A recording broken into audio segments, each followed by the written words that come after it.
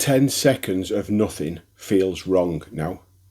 You're waiting for something and your phone is already in your hand. You didn't decide to pick it up. You were just between things, waiting for the kettle, standing in a queue, sitting in your car before going inside. There's a small gap and the gap feels uncomfortable. Not dramatic, just slightly off, like you're forgetting something. So you reach. Not because you want anything, because you don't want the gap. You open something, Instagram, TikTok, the news app that you opened 15 minutes ago. You scroll. You don't even know what you're looking for. You're not entertained. You're not informed. You're just no longer in silence. That's the shift. Silence didn't used to feel like this. It used to be neutral, a pause between moments. Now it feels like a malfunction, like something has stopped working, and your reflex is to fix it. That reflex didn't appear by accident. It was preventing something else from surfacing. That's the first clue. Boredom didn't disappear by accident. It was engineered out. Not because it was hurting you, but because it wasn't profitable.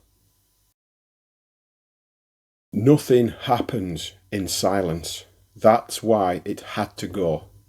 There was a time when boredom wasn't a problem to solve. It was a byproduct of living. Waiting rooms, bus stops, long walks without headphones, rain against a window. Nothing happened. So your mind wandered. That wandering mattered. It stitched memories together. It surfaced half-formed questions. It let emotions finish their sentences. Boredom wasn't empty. It was unstructured.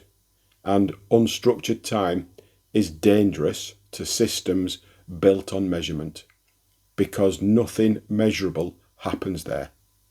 No clicks, no dwell time, no behavioural signal. Silence doesn't generate data. And if something can't be measured, it can't be optimised. So boredom wasn't removed for your comfort. It was removed because it couldn't be tracked. The shift wasn't subtle. Mid-2000s, smartphones arrive. Push notifications follow. Suddenly, time doesn't belong to moments anymore. It belongs to alerts. Every idle second becomes addressable. Standing in a queue, waiting for a friend, can't sleep, scroll, refresh, autoplay.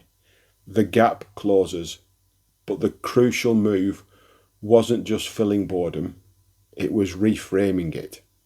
Boredom became negative, a sign you were understimulated, behind, wasting time. I'm bored now means give me input, not I'm thinking or I'm resting, I'm processing. Systems taught you that boredom is a defect, because if boredom feels like failure, you'll never sit inside it long enough to notice what it returns. And what it returns is inconvenient. It's clarity, it's dissatisfaction, questions. Why am I doing this? Why does everything feel flat? Why am I busy but unchanged? Those questions don't convert. So boredom gets patched with noise. Low stakes noise. Content that doesn't demand thought. Doesn't leave residue. Just enough stimulation to prevent silence from returning attention to its owner. And that's the part that matters. Silence interrupts systems, because silence gives attention back to the person who owns it. You don't choose what fills the gap anymore. The gap is chosen for you.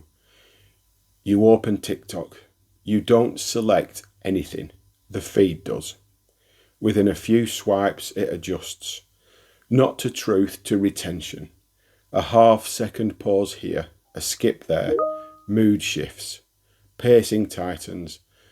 Not because you decide to, because the system noticed and responded. No villain, no control room, just incentives. Platforms are rewarded for time spent. Time spent increases when friction disappears. Boredom is friction, so boredom had to go. Autoplay removes the decision point.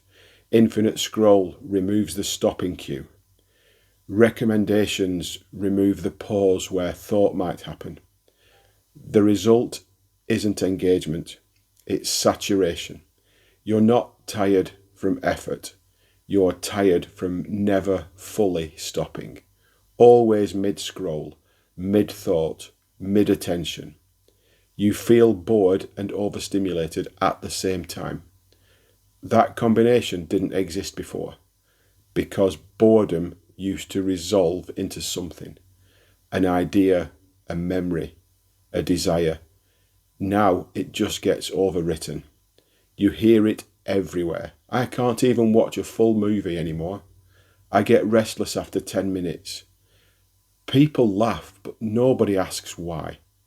Because the answer isn't weakness, it's adaptation.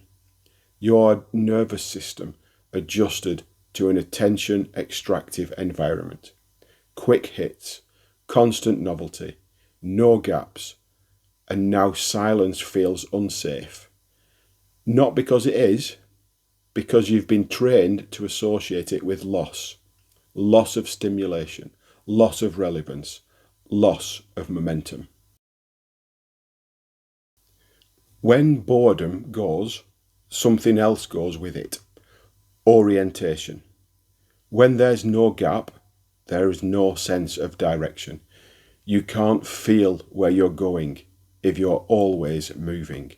You can't sense dissatisfaction if it's constantly numbed.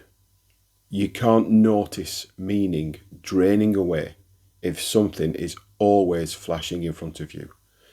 That's why people say things like, I don't know what I want anymore. Everything feels the same. I'm busy all the time, but nothing's changing. That is not laziness. It's what happens when unstructured mental space disappears. Boredom was the recalibration space. Without it, agency erodes quietly. Not through force, through convenience. The problem isn't that you fill the gap. It's that the gap now feels like a malfunction. Silence didn't disappear because it failed you. It disappeared because it returned attention to its owner. When the itch appears, the reflex to reach, open, scroll, it feels urgent, but urgency is a trained response. The absence of input isn't an emergency. It's a threshold between external stimulation and internal signal. Thresholds are uncomfortable by design. They aren't meant to be rushed. Boredom isn't a lack. It's a pause before orientation returns. An orientation only surfaces when nothing is competing with it. If this feels like relief rather than inspiration, that's deliberate. You don't need more stimulation. You need fewer interruptions. Silence isn't the absence of something important. It's where attention regathers. And attention is where meaning begins.